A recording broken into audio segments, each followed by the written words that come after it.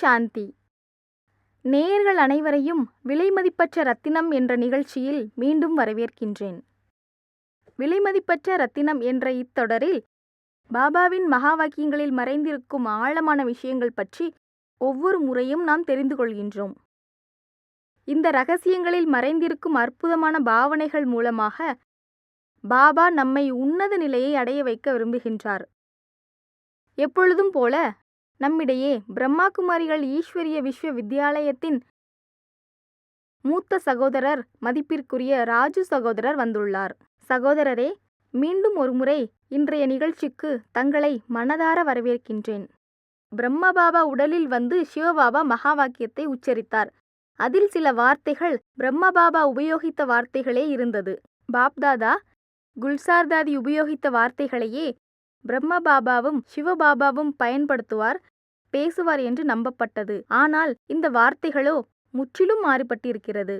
இதில் மூளை என்பது தாதியினுடையது. ஏனென்றால் தாதியினுடைய ரதத்தில் வருகின்றார்கள். பிரம்ம பாபாவின் ரதம் தனிப்பட்டதாக இருந்தது. ஆனால் இப்பொழுது பிரம்ம பாபா சிவபாபா இருவரும் தாதியினுடைய உடலில் வந்தார்கள். தாதியினுடைய சிந்தனைகள் என்பது மிகவும் நன்றாக உயர்வானதாக இருந்தது.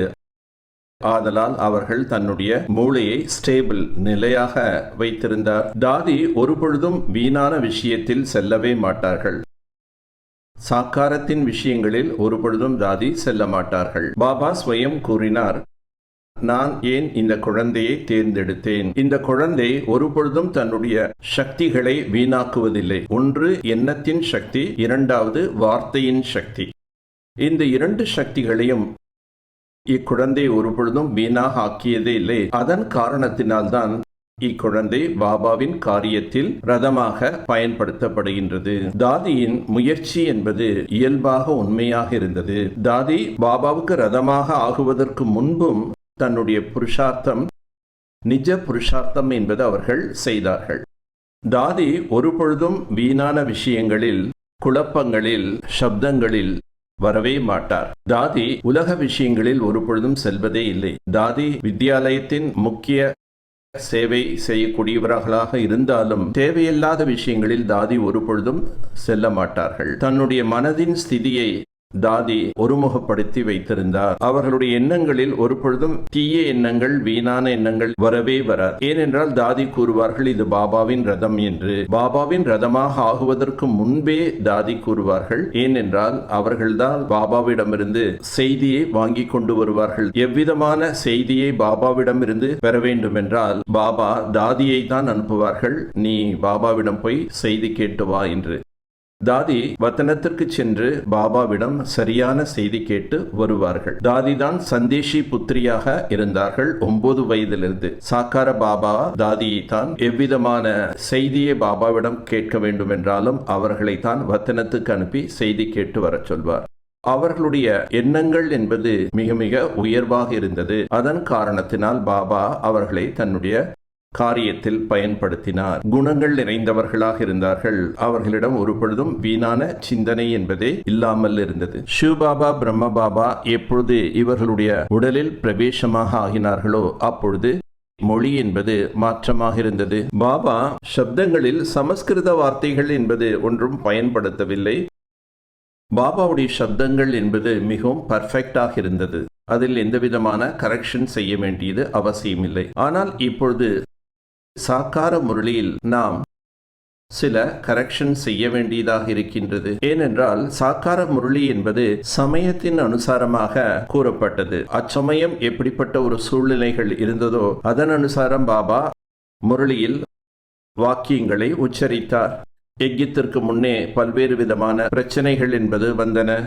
அதனுடைய அடிப்படையில் முரளியில் சப்தங்கள் என்பது இருக்கும். ஆனால் இப்பொழுது அப்படிப்பட்ட நேரம் என்பது இல்லை, மாறிவிட்டது. பாபாவின் முரளியை நாம் இப்பொழுது அதே போல் வாசித்தால் அநேக குழந்தைகளுக்கு குழப்பம் ஏற்படும். சிவபாபா இம்மாதிரி கூறினாரா, பிரம்ம பாபா இம்மாதிரி கூறினாரா என்றெல்லாம் குழப்பம் அடைவார்கள். ஏனென்றால் அந்த நேரத்தில் இருந்த சூழ்நிலைகளுக்கு ஏற்றாற்போல் அவர்கள் வாக்கியத்தை உச்சரித்தார். அப்பொழுது படவிளக்க கண்காட்சிகள் செய்தனர்கள். அது புதுமையானதாக இருந்தது. இந்த ஞானம் புதுமையான ஞானமாக இருக்கின்றது. ஆதலால் மனிதர்கள் கூறினார்கள், இது புதுமையான ஞானமாக இருக்கின்றது, இது நம்முடைய இந்து தர்மத்தின் ஞானம் இல்லை என்று மக்கள் மிகவும் விரோதம் செய்ய ஆரம்பித்தார்கள். பிரம்ம பாபாவை பற்றியும் பலவிதமாக கூறினார்கள். ஆகவே அச்சமயம் பிரம்ம பாபா சாஸ்திரங்களின் ஆதாரத்தில் சில கருத்துக்களை கூறுவார். ஆனால் இப்பொழுது சமயம் என்பது மாறிவிட்டது. அம்மாதிரியாக இல்லை. சனாதன தர்மத்தை நீங்கள் தான் பாதுகாக்க முடியும் என்று இப்பொழுது மக்கள் கூறக்கூடிய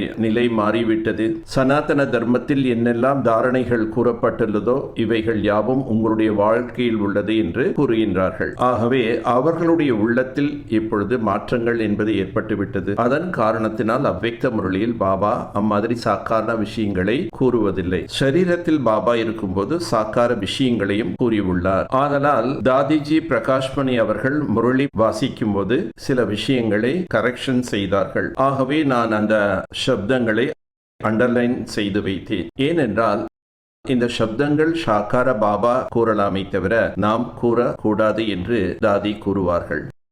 பாபா முரளியில் எதுவும் அடிஷன் என்பதை செய்யவில்லை, ஆனால் சில கரெக்ஷன் செய்தோம். இப்பொழுது முரளி என்பது ரிவைஸ் ஆகும் பொழுது கவனம் செலுத்த வேண்டியதாக இருக்கின்றது. ஏனென்றால் பாபாவுடைய பரிவாரம் என்பது மிகவும் சிறிய பரிவாரமாக இருந்தது. மேலும் பாபா பாரதம் மற்றும் பாரதத்தில் உள்ள தேவி தேவதைகளை பற்றி பாபா கூறுவார். ஞானத்தின் விஷயங்களை பாபா தெளிவுபடுத்தி கூறினார். ஆனால் இப்பொழுது அகில உலக அளவு அனைத்து தர்மத்தினரும், அனைத்து பாஷையை சேர்ந்தவர்களும், அனைத்து விதமான மனிதர்களும் இப்பொழுது ஞானத்தில் இருக்கின்றார்கள். ஆதலால் அந்த இதர தர்மத்தை சேர்ந்த ஆத்மாக்களும் அவருடைய மனதில் எந்த விதமான பாதிப்பு என்பது ஏற்பட்டுவிடக் கூடாது என்பதற்காக அந்த சாக்கார முரளியில் ரிவைஸ் முரளியாக இப்பொழுது வரும்போது நாம் சில சப்தங்களை கவனம் கொடுத்து கரெக்ஷன் செய்ய வேண்டியதாக இருக்கின்றது. அவ்வக்த பாபாவின் மகா வாக்கியத்தில் நாம் எவ்விதமான கரெக்ஷன் செய்ய வேண்டிய அவசியம் இல்லை.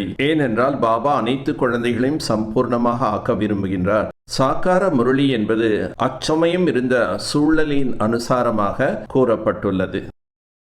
சாக்கார முரளியில் 1969 வரை பாபா கூறியுள்ள அந்த முரளியில் சில கரெக்ஷன் என்பது செய்யப்பட்டது. வரதானம், ஸ்லோகன், கேள்வி பதில்கள் அடிஷன் செய்யப்பட்டது. முரளியின் ஆரம்பத்திலும் இறுதியில்தான் அடிஷன் என்பது செய்தோம்.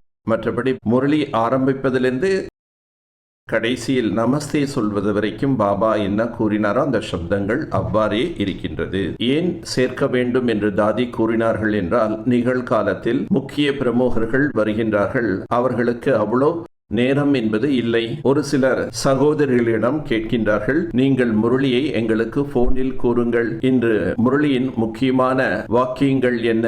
ஆதலால் அந்த முரளியில் உள்ள தாரணை தான் கேள்வி பதிலாக எழுதப்பட்டது. ஏனென்றால் முரளி வாசிக்கக்கூடிய சகோதரிகள் கூட சற்று ஞானத்தை நன்றாக சிந்தனை என்பது செய்ய வேண்டும். சாக்கார முரளியிலும் பாபா எந்த ஒரு சப்தத்தை விடவில்லை. அனைத்து விதமான ரகசியங்களும் புரிய வைத்துள்ளார். சாக்கார முரளியிலும் பாபா ஞானத்தின் எந்த ஒரு கருத்துக்களையும் தெளிவாக கூறவில்லை என்று கூற முடியாது. அவ்வக்த முரளியில் பாபா எந்த விதமான ஞானத்தின் புதிய விஷயங்களை ஒன்றும் கூறவில்லை. ஆனால் தாரணை என்பது நம்மை உறுதியாக ஆக்கியது. பவித்திரதாவின் தாரணை, குணங்களின் தாரணை, இவைகளை உறுதியாக ஆக்கினார் அவ்வக்த முரளியின் மூலமாக. ஒவ்வொரு குணங்களை பற்றியும் பாபா நமக்கு மிகவும் தெளிவுபடுத்தி கூறியுள்ளார். அவ்வக்த முரளியில் பாபா ஒவ்வொரு விஷயத்தையும் மிகவும் நமக்கு தெளிவுபடுத்தி கூறியுள்ளார். ஒவ்வொரு குணங்கள், ஒவ்வொரு சக்திகளை பற்றி விளக்கமாக பாபா நமக்கு கூறியுள்ளார். ஆக பாபா குழந்தைகளுக்கு அவ்வக்த முரளியின் மூலமாக குணங்களையும் சக்திகளை பற்றி விளக்கமாக கூறியுள்ளார். பார்வையாளர்களுக்கு நாங்கள் கூறுகின்றோம். சகோதரர் தாதிஜியை பற்றி கூறுகின்றார். மதிப்பிற்குரிய லேட் பிரகாஷ்மணி தாதிஜியை பற்றி பார்த்தோமானால், தாதி மிகவும் தொலைநோக்கு பார்வை உடையவராக இருந்தார். மேலும் அவருக்கு தெரிந்திருந்தது, எதிர்காலத்தில் பாபாவின் நிறைய குழந்தைகள் முரளியை கேட்க இருக்கின்றார்கள். வெவ்வேறு தர்மத்தைச் சேர்ந்தவர்கள், வெவ்வேறு ஜாதியைச் சேர்ந்தவர்களாக இருப்பார்கள். அதை அறிந்து சமயத்திற்கு தகுந்தவாறு வழிகாட்டினார். அத்தகைய விசேஷ ஆத்மா அனைவர் மீதும் கவனம் செலுத்தினார்.